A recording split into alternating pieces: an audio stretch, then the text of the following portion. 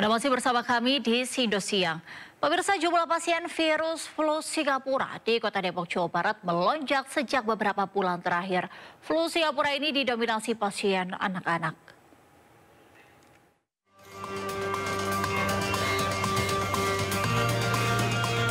Jumlah pasien anak dengan kasus flu Singapura di Rumah Sakit Umum Daerah Kota Depok mengalami kenaikan sejak bulan Januari lalu.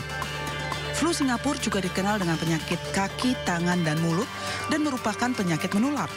Flu Singapura umumnya menyerang anak-anak usia 5 hingga 10 tahun. Namun penyakit ini lebih rentan menyerang anak di bawah usia 5 tahun. Jumlah pasien virus flu Singapura di RSUD Kota Depok pada bulan Januari 1 pasien, bulan Februari 4 pasien, dan bulan Maret sebanyak 10 pasien.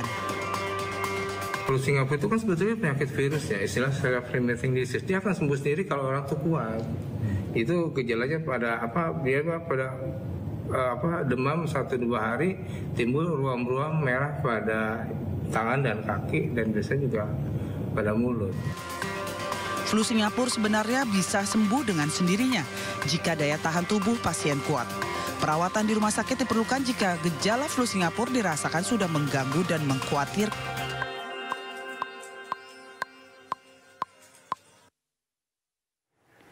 Kasus flu Singapura kian merebak akhir-akhir ini di Indonesia. Virus ini menjangkiti mayoritas anak-anak. Lalu apa sebetulnya flu Singapura dan bagaimana pencegahannya? Flu Singapura merupakan penyakit tangan, kaki, dan mulut. Penyakit ini umumnya terjadi pada anak usia 5 hingga 10 tahun. Usia kurang dari 5 tahun menjadi lebih rentan terjangkit virus ini. Gejala flu Singapura meliputi demam, sakit tenggorokan, terdapat lesi yang terasa nyeri di lidah, gusi, atau bagian dalam pipi. Nafsu makan menurun, lesu, muncul ruam serta lepu kecil di telapak tangan atau telapak kaki.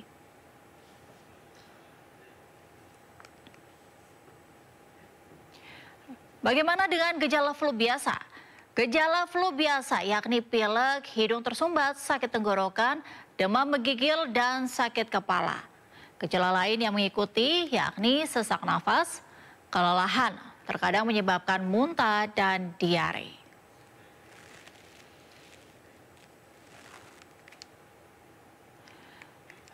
Lalu bagaimana pencegahannya?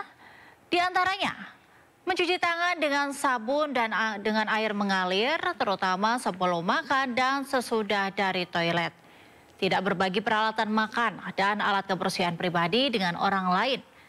Menghindari kontak dengan orang yang sakit.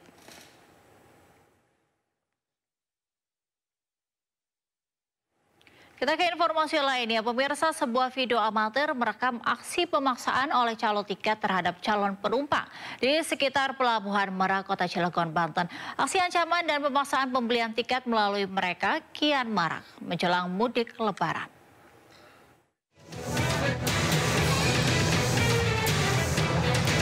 Dalam video amatir, dua pria yang diduga calo tiket di area Pelabuhan Merak, Kota Cilegon, Banten, memaksa calon penumpangnya untuk ikut dengan mereka.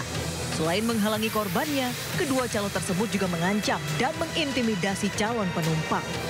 Peristiwa ini pun viral. Warga khawatir dengan aksi para calo yang dinilai meresahkan, apalagi di musim mudik Lebaran. Polisi yang mendapat laporan kini memburu para pelaku serta meminta keduanya segera menyerahkan diri. Lagi bekerja sama anggota saya, calo tersebut yang di daerah Merak, saat ini yang 2 orang itu belum ada di rumah. Saya minta 2 orang itu, yang calo itu segera menghadap ke Polres atau ke Polsek. Terima kasih. Petugas akan menyediakan tim Satgas Gakum yang akan berkeliling di titik krusial saat mudik guna mengantisipasi aksi kejahatan. Dari Cilegon, Banten, Iskandar Nasution, iNews melaporkan. Pemirsa, Kapolri Jenderal Listio Sigit Prabowo menggelar rapat koordinasi lintas sektoral jelang arus mudik dan balik Idul Fitri 2024. Arus mudik tahun ini diprediksi akan meningkat 56% dibandingkan tahun lalu. Rapat koordinasi lintas sektor dan kesiapan operasi Ketupat 2024 untuk memastikan arus mudik dan balik berjalan aman dan lancar. Adapun operasi Ketupat akan berlangsung selama 13 hari, mulai 4 April hingga 16 April 2024. Arus mudik tahun ini diprediksi meningkat 56% dibandingkan tahun lalu. Kapolri dan jajarannya menyiapkan sejumlah strategi demi keselamatan dan kenyamanan pemudik. Kemarin juga dalam rakor-rakor yang dilaksanakan terkait dengan rekayasa lalu lintas yang akan dilaksanakan, termasuk sebelumnya didahului dengan survei khususnya di jalur yang dimulai dari Banten sampai dengan Jawa Timur untuk mengetahui titik-titik mana yang harus diperbaiki, mulai dari jalur-jalur yang terjadi kerusakan maupun jalur-jalur yang perlu ditambah dengan tanda-tanda ataupun marka jalan, termasuk juga wilayah-wilayah yang selama ini menjadi rawan laka dan ini menjadi. Sementara Kementerian Perhubungan mengimbau masyarakat untuk melakukan perjalanan lebih awal atau di akhir momen puncak mudik guna menghindari kepadatan. Kemenhub memprediksi puncak arus mudik akan terjadi pada 5 hingga 8 April dan puncak arus balik pada 13 hingga 16 April 2024. Kementerian Perhubungan memprediksi puncak arus mudik akan terjadi pada tanggal 5 April hingga 8 April dan puncak arus balik akan terjadi tanggal 13 April hingga 16 April 2024. Untuk menghindari potensi kepadatan lalu lintas saat momen puncak arus mudik dan arus balik, masyarakat dihimbau untuk melakukan perjalanan lebih awal atau di akhir momen puncak.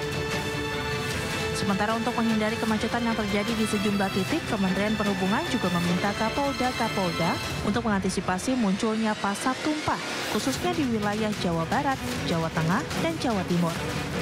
Bagi yang lain, saya memang menghimbau kepada beberapa Kapolda, karena pasar tumpah itu selalu menjadi masalah. Oleh karenanya, Kapolda di Jabar, Jateng, Jatim, harus segera melaksanakan koordinasi. Berdasarkan hasil survei Kementerian Perhubungan, jumlah pergerakan masyarakat tahun ini diprediksi mencapai 193 juta orang, meningkat lebih dari 50% dibandingkan tahun lalu yang mencapai 123 juta orang. Dari Jakarta, Tim Liputan, Haidek Channel.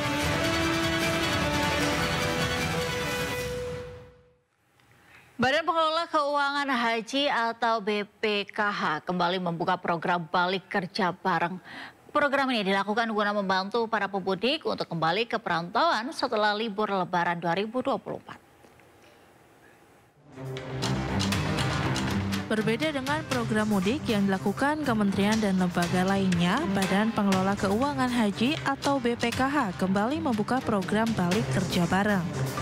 Program ini justru membantu para pemudik kembali ke perantauan setelah libur Lebaran. Kepala Badan Pelaksana BPKH Fadlul Imansyah mengaku program ini merupakan bentuk komitmen BPKH dalam memberikan pelayanan kepada masyarakat. Khususnya dalam membantu kelancaran arus balik Lebaran yang diberikan secara gratis bagi pemudik yang hendak pulang ke kota perantauan alias ibu kota atau Jabodetabek. Program balik kerja bareng BPKH ini merupakan hasil kolaborasi dengan mitra kemaslahatan. Kami BPKH telah melaksanakan program balik kerja tahun 2024. Ini merupakan program tahun kedua kami untuk melakukan program yang sama. Jadi ada 4 titik kota di mana sebagai pusat dari para peserta balik kerja untuk kembali ke Jakarta, yaitu Semarang, Jogja, Solo, dan Surabaya. BPKH akan menyediakan 80 bus eksekutif gratis bagi para pemudik yang ingin kembali ke Jabodetabek dari 4 titik lokasi keberangkatan yakni Surabaya, Semarang, Solo, dan Yogyakarta. Dengan tujuan kedatangan Jabodetabek pada 14 April hingga 15 April 2024. BPKH menargetkan total penumpang balik kerja bareng tahun ini yang dapat diangkut mencapai 3.600 orang atau 1.800 orang per hari.